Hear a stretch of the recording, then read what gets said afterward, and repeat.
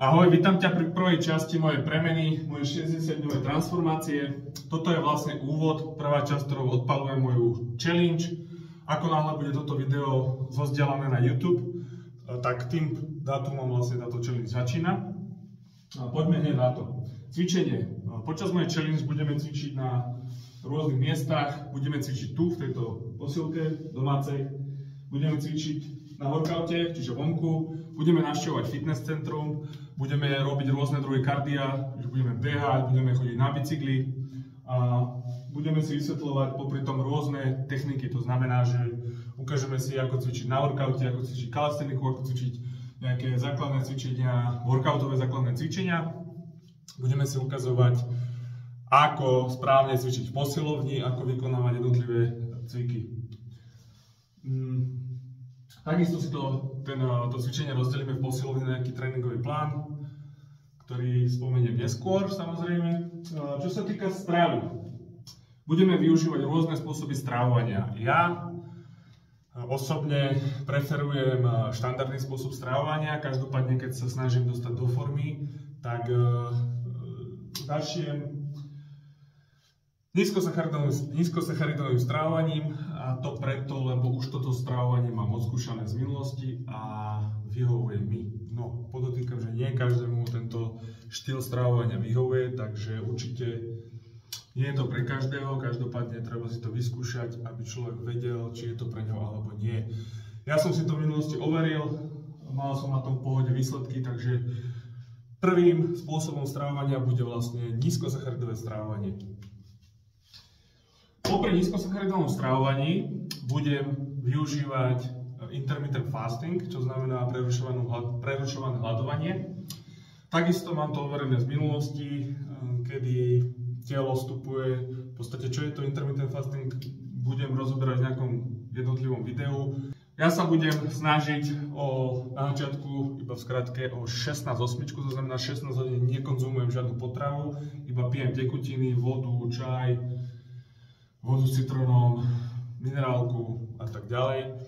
A 8 hodín vlastne konzumujem všetky moje potrebné makrá, ktoré potrebujem prijať v daný deň počas tohto okna. No. Dobre, čo budem jesť?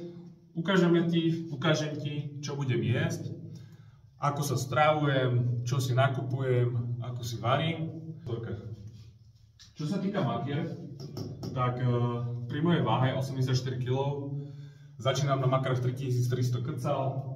Každopádne, tieto makra sú zase len pre mňa indikátor, nebudú každý deň rovnaké, budú sa tie kalórie cyklovať. To znamená, že budem popri týchto nástrojoch, ako je intermittent fasting, spôsob stravovania, čiže to keto, alebo nízkosacharidové stravovanie, budem ešte k tomu využívať cyklovanie kalórií.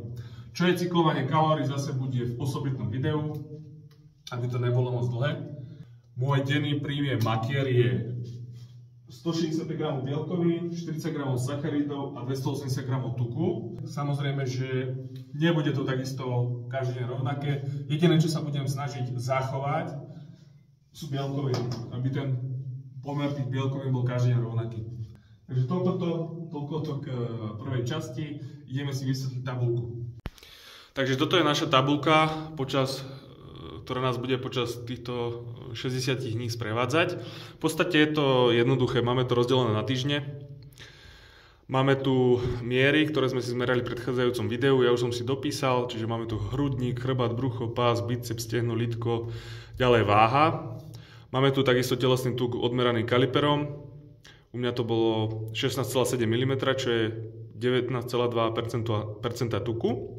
Takisto tu máme diagnostickú váhu 17,3. Znova opakujem, že tieto údaje sú veľmi hrubé a slúžia nám len ako indikátor toho, či robíme progres alebo nie. Podiel svalstva, to je takisto dobrovoľný údaj, ktorý si nemusíš písať, ja ho mám na diagnostickej váhe, takže si ho písať budem. Na konci máme nejaké pocity, na konci týždňa, ktoré zhrnieš, zhodnotenie týždňa. Čiže to znamená, tam môžeš písať čokoľvek, čo ťa napadne, ako si mal náladu, či si urobil progres, či si mal nejaké zranenie, alebo či ťa niečo bolí. Takisto tam môžeš písať aj o strave, áno, že či si niektorý deň dodržal kalórie, nedodržal kalórie, poprípadne iné. Takisto na tom slúži aj táto kolónka, kde si vlastne môžeš písať vlastné postrehy, poznámky a iné. Čím viac vyplníš tieto veci, tým lepšie pre tvojho trénera, ale aj pre teba samotného, keď sa pozrieš dozadu, aby si vedel, ako si sa cítil, či si sa niekam posunul a tak ďalej a tak ďalej. Takže toto je tabuľka, ktorá nás bude sprevádzať počas našej 60-dňovej premeny. Ja si ju budem vyplňať každý týždeň. Ideálne je to robiť, znova opakujem, v ten istý deň, nálačeno vždy, ráno najlepšie. Predtým, ako skonzumuješ nejakú potravu alebo vypiješ vodu. Takže k tabuľke ideme cvičiť. Ahojte, tak ja vás vítam pri mojom prvom tréningu. Týmto tréningom vlastne odštartujem moju 60-dňovú transformáciu, moju challenge. Poďme si niečo povedať predtým, ako začneme cvičiť. Úplne najzákladnejšie veci, ja to tu nebudem rozoberať dopodrobná, o nejakej takej podstatnej téme každej spravím nejaké krátke video na YouTube. Takže k veci. Prvý tréning. Čo je úplne gro pred všetkým trénovaním, cvičením, alebo ako náhle ideš vykonávať nejakú ťažšiu aktivitu fyzickú? Určite stretching. Ten stretching pred tréningom by mal byť dynamický. O čo ide? Ide o to, aby sme predošli nejakým zraneniam, aby sme si nenatiahli nejakú šlachu alebo neroztrhali nejaký sval. Proste, aby sme si neublížili. O stretchingu zase môže byť komplet celé jedno video. Poďme teda ďalej. Úroveň. Vždy si musíš uvedomiť, na akej úrovni si. To znamená, že či si bol už niekedy v posilovni, či si fyzicky aktívny, či naopak sedíš doma na gauči a nehýbal si sa roky rokuce. Takže je dobré uvedomiť si a ujasniť si predtým, ako začneš cvičiť fyzicky, je jedno, či v posilke, doma s vlastnou váhou alebo na workoute, ako na tom si. Takže máme nejaké 3 základné úrovne. Úplný začiatočník, to znamená, to je ten, čo necvičil možno 5 rokov a sedí iba v kancelárii na stoličke. Ďalšia úroveň je mierne pokročilý. Tu môže ísť o typ človeka, ktorý je nejako mierne športovo aktívny, to znamená, že či chodí buď na bicykel, na korčule, alebo hrá nejaký šport, futbal a tak ďalej a tak ďalej. A pokročilý, to je každému jasné, to je ten, čo už má skúsenosti s fitkom, ktorý nejako už buď v minulosti cvičil pravidelne, alebo ktorý už aj pozná nejaké techniky cvikov a tak ďalej a tak ďalej.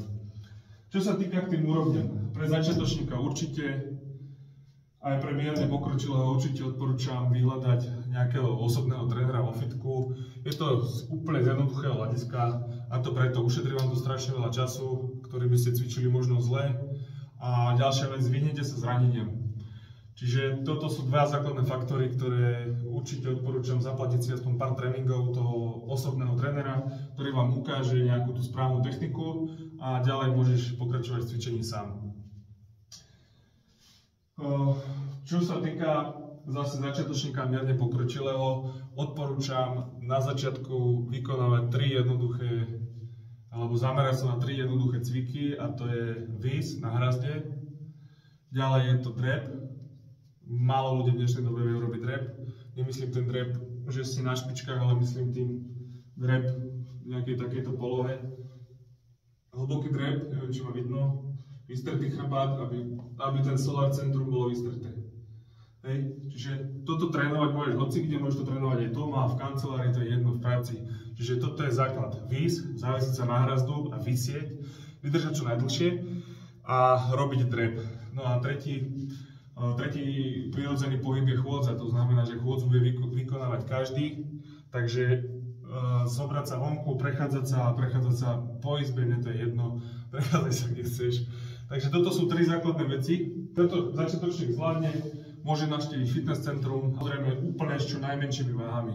Prvý tréning začína, ideme cvičiť, dosť bolo kecenia, teším sa, pomerali sme sa, všetko máme zapísané, ukázané, môžeme začať, go!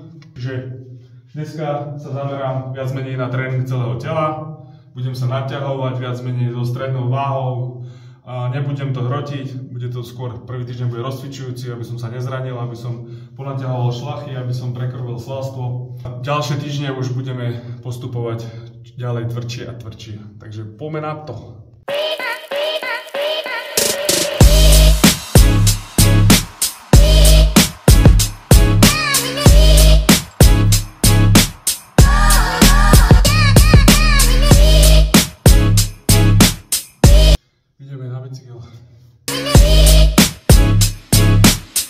Bicykel je za nami. Po tréningu je dobré zase stretching. Ideálne bicykel, pás, rozťahnúci svaly, ja to robím medzi sériami. To je dneska všetko. Ideme sa vonku.